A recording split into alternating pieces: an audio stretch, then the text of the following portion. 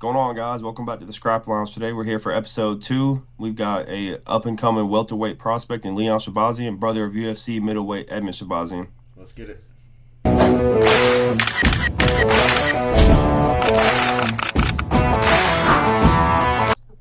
What's going on, Leon? What's up, guys? How are you guys? Doing Pretty good. good, pretty good. We want to start off with kind of a question we like to ask everybody. Was there like a certain moment that inspired you to start your MMA training? Or did something happen or was it like over time that you kind of realized, or was there just like one moment that you realized when you realized that you wanted to do it?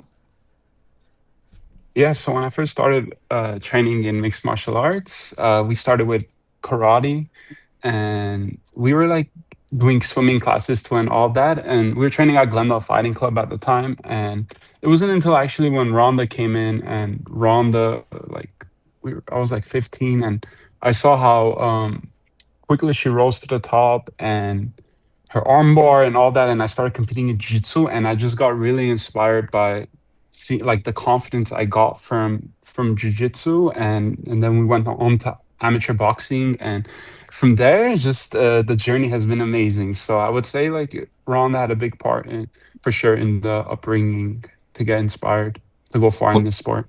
When you say we, I'm assuming you're talking about you and your brother. Yeah, What yeah. what effect would you say Edmund had on with you getting in with the MMA game? I always say like he's like we eat the same food. We train the same time. It's like having a best friend. Like we go to bed the same time. We did everything the same. Slept in the same room. We walked to practice together, and just seeing him in his early success, has definitely. I've been in the back of the Apex. I've been in the back of the T-Mobile Arena of MSG and all that. So I've seen it all, and I'm ready now. Like I feel like I've been there, and I'm excited. Would you say having him in your corner and knowing that he's also a fighter gives you like extra fuel during your fights for like motivation? Yeah, not that he's a fighter, just like having my brother there. It's like a very big comforting thing, and you want to have people that comfort you when you're about to go into a fight, coaches that believe in you, and someone like my brother who I could warm up with, and also he knows fighting, but it's also my brother, he's right there behind my back. So yeah, Oh it's yeah. definitely a big boost. Yeah. Um, let's see. When I know you fought recently in March and had the submission. You're on your fourth submission streak. What would you say is your favorite submission? Think we know that one. Oh, yeah, I grew up. They used to call me Leon the Triangle. I used to be Oh, really? obsessed with triangles.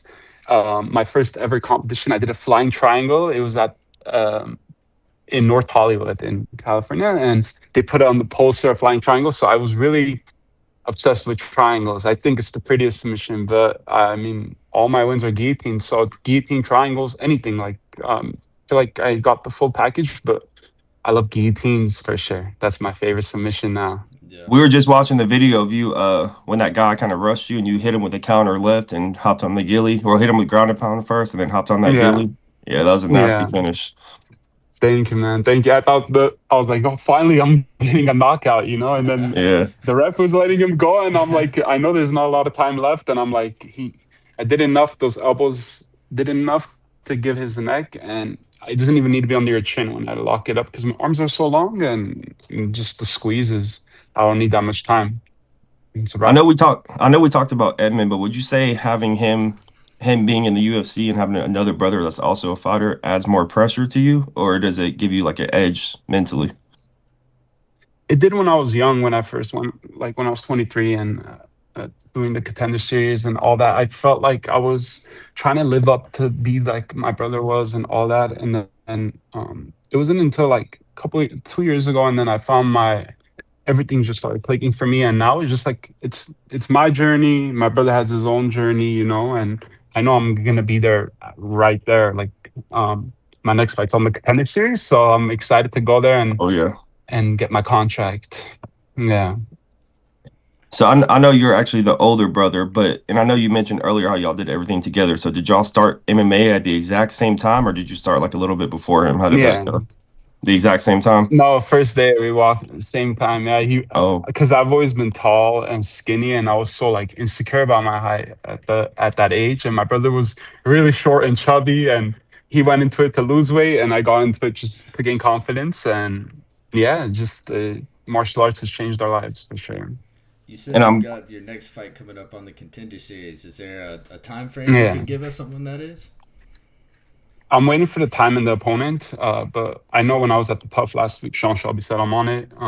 It starts August 11th and it Mm. goes on to October mm. 13th. So I'll be one of the first, I think. But whenever they give it, I'm excited. I'm training every day and looking forward to it so much. It's the only thing on my mind. Have you ever had a moment where you doubted that you're meant to be an MMA fighter, or have you always had the mindset that like this is what you're meant to do? Yeah, yeah. It was when I lost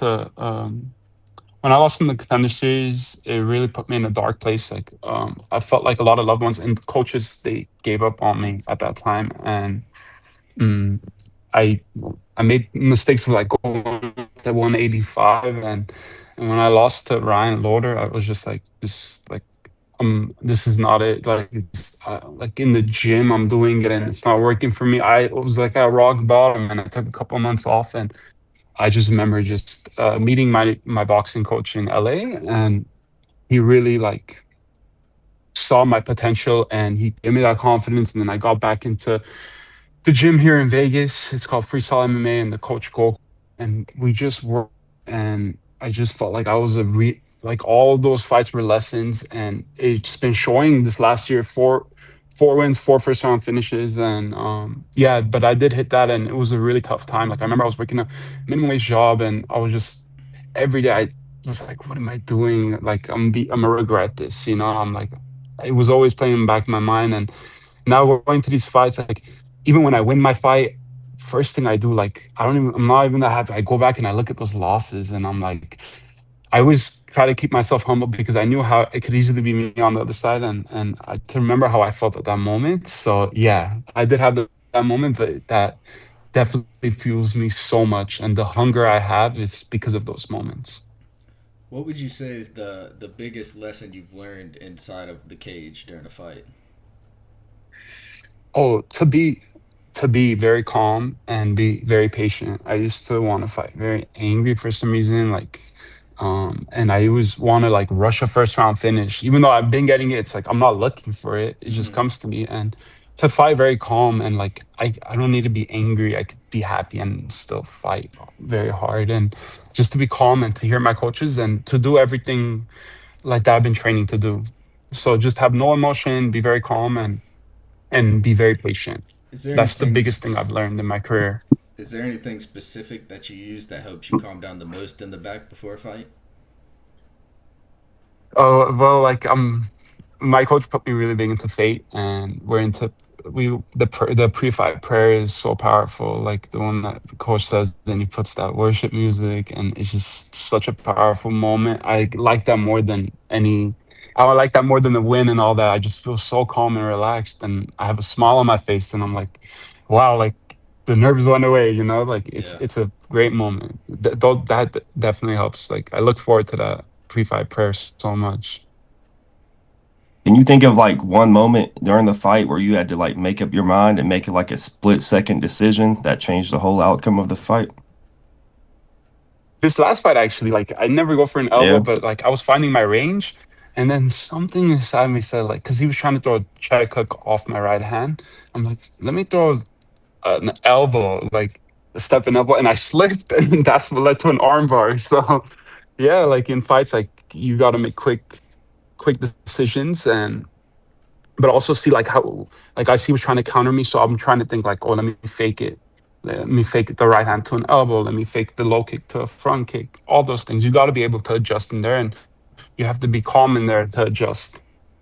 What would you say your hardest stylistic matchup is, like your stylistic nightmare in terms of opponents? Someone that could do it all and that could do it all for 15 minutes, I would say. Like if I look at myself, like how I would fight myself, I would say that like someone that could take the shots, come in, land the big shot, get the takedowns, and get up, like keep getting the takedowns, something like that. But yeah, but right now I just feel like I'm so right now. The way I've been looking in the gym and in my fights and shows, just like everything's clicking for me. Finally, finally. I also wanted to ask you about this since it's in your weight class. Who do you have in the main event tomorrow? I guess tomorrow night or tomorrow morning for us, tomorrow night for them.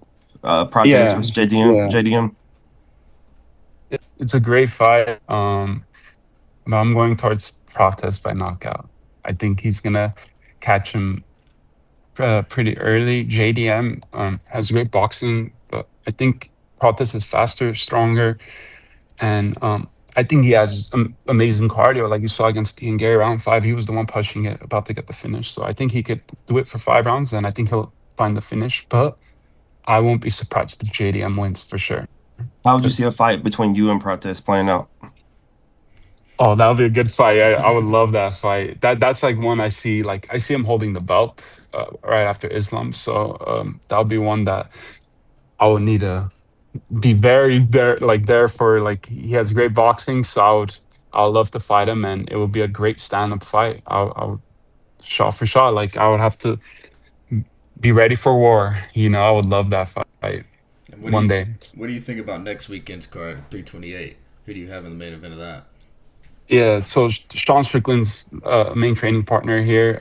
When he found out, Oh yeah. a lot of people know that I'm on Contender Series, and no one was more happier. Obviously, my brother and my family, but like Sean, he found out today in the morning rapping, and he was so happy. He hugged me like he was so happy, and he's like, "If you need me for anything, I'm there for you." So I'm going for my friend Sean, and I'm rooting for him. Like he like I see people don't know how good his wrestling and his Hmm. grappling is. I'm not saying because I train him. Like he's actually really good. Like Yeah. he could hold you down for 5 minutes, and he has the best cardio I've seen from anyone. And he's a hard worker. People like think he's not training, or he's some like he's a bad training partner. He's actually the best training partner, and he's just the perfect training partner to have, and a great person actually. And I'm rooting for him, and I'm praying for him, and I'm excited to watch him go to fight.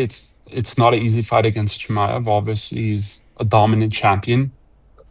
But if anyone could do it right now, it's definitely Sean. And what do you Well, think we know. about that Oh, co-main with Joshua Van and Tatsuro Taira? Yeah, it's another great fight. Two young studs. But I feel like Tyra has is the longer fighter, the taller fighter, and I think he's very good with mixing up his shots, and his jiu-jitsu is. I think it's gonna be the biggest difference. I think he'll find a submission. But Joshua Van is one of the most exciting fighters, and he could definitely knock him out. But I'm kind of favoring Tyra by submission. jumping back to the Sean thing. I know you said he's your friend, but we know there's a lot of bad blood going into this matchup. I know Yeah, you've seen some of the crazy stuff he's been saying recently. So, yeah. is there like any thought in your head that he does something like stupid or something like crazy and kind of gets the fight canceled, or him and Hamza like fight backstage before the fight or something like that? And no, I know the UFC is going to put them in different hotels and try to keep them as separated as much as possible because they're both crazy that they'll literally fight. They don't care. Hmm. Like it. So I think the UFC knows this is a big fight and they can make a lot of money from this fight. So they're going to do everything to protect this fight before and after the fight. So I don't think anything will like that will happen, but because of how much security and all that will be there. But if there wasn't, for sure something would happen and the fight would get canceled. Most definitely. I know you said you were with Sean earlier, so did you just now finish like get done training with him just now? Yeah, like 2 hours ago we finished Oh, the okay. Friday jiu-jitsu training, and then I'm at the PI again. We're about to do strength and conditioning, and then recovery, and then striking. So Oh, this so is you're at my the life. PI I right literally, now? yeah. I Oh, eat, okay. sleep, train MMA like over here, and I love it. I wouldn't want to do anything else. I would do this for free. That's the way to do it. As we start to wrap up, we're gonna ask you some somewhat like rapid fire questions, kind of like Yeah. one word answer. Who would be your dream UFC opponent? Any weight class, like all time, current, old, retired? Yeah, I remember there was an interview me when I was 15, and I said my favorite fighters are like the Diaz brothers. So if I could ever fight Nate Diaz, like I know he's kind of on his way out and all that, but that would be a dream opponent. But a current fighter, it would be in my weight class would be Carlos Prates because I really enjoy watching him fight, and I know one day I'll make my way up to the top, and he'll be the champion for sure. Do you think Conor McGregor is actually going to make the return this year? I do, and I think he could beat a lot of fighters. Of stylistically, is the right fight. Um, he's a very exciting fighter, you know, and I think his boxing and his movement. If he gets back to his kicks too, he could beat a lot of fighters. But I think he's definitely going to make a return. First, and the UFC would love that. You know, there's nothing like a Conor McGregor fight Oh week. yeah. It's one of the If biggest there fight was weeks. if there was one rule you could change in MMA, what would you change? The knees to a grounded opponent, like to the face. Yeah. Like you see a Hmm. lot, like the wrestlers will stall there, and like you can't knee, or from like the north south position, like people like stalling. You could elbow, you could do a downwards elbow, you can knee someone on the. It's probably hurts more kneeing someone when they're like standing. Mm. So that's the rule I would change for sure. Do you think just knees or like you talking soccer kicks as well?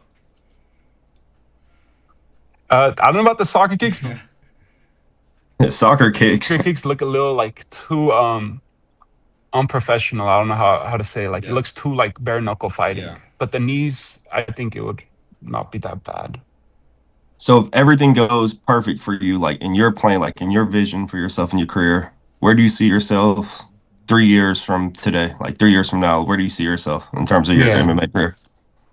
yeah. I see myself cracking the top 15 by the time I'm 33, and making a run. Like I see myself getting this win, and I live this, so I want to fight every month or every 2 months. Like I want to be very active, and I could see it even sooner, you know. But I want to make it to the top. I've had this dream since I was 13 to be in the UFC, and it's small goals I set: be in the UFC first, and then debut, and then top 15, top 10, top five, and yeah, God willing, it all happens. Have you and your brother ever envisioned a time where you're the champion at 170 and he's the Mm. champion at 185 at the same Yeah, time? my boxing coach says that he's like, you guys are like the Klitschko brothers. People are gonna Hmm. people are gonna want you guys to eventually fight, and people don't know how good my brother's looking in this camp actually to his fight against Brendan Allen. Like he's clicking on all cylinders, and you could just ask Sean Strickland, he'll say he'll fight anyone but not Edmund. Like he's been clicking on all cylinders. So I'm very excited for his fight to June 6th. How, It's how he how wins excited this, were he's in the you? top four. Oh yeah. How excited were you when you first got that fight? Because I know a lot of people online I saw were actually surprised that he got that fight because Allen was Hmm. coming off that win against Hmm. RDR, and some people were surprised that he got Yeah. such a big jump up the rankings. I couldn't believe it when he called me. He was so excited. He's like, you can't imagine what happened. I'm like, what happened? Like, did you get an opponent because he was supposed to fight that the next week? He's like, Yeah. no, I got the huge opportunity. Our manager called him and he gave him this opportunity. They said, look, if you want it, you can take it. Like, it was between him and who's the Akram, Akram, Okay. Yeah. okay, yeah. and yeah, and the matchmaker wanted Edmund because Edmund's younger and he's on a good win streak, and yeah, my brother has shown potential in all his fights, but he finally matured as a fighter. Like it hit me at 29, it hit him at 27. Now he's 28. Like everything's clicking for him in these last three fights too. You see it. Like he's very patient. Working with Coach Eric here. Coach Eric Nixon, like they study Brendan Allen 24/7, and they're strategizing. And Coach Eric has fought Brendan Allen a lot of time with Chris and Sean and all of them. So he knows how to fight him, and they're game planning. And I've never seen my brother so excited and locked in for a fight because he knows it's a big fight and what it brings, you know. So yeah, How do you very like training excited with for Chris? him.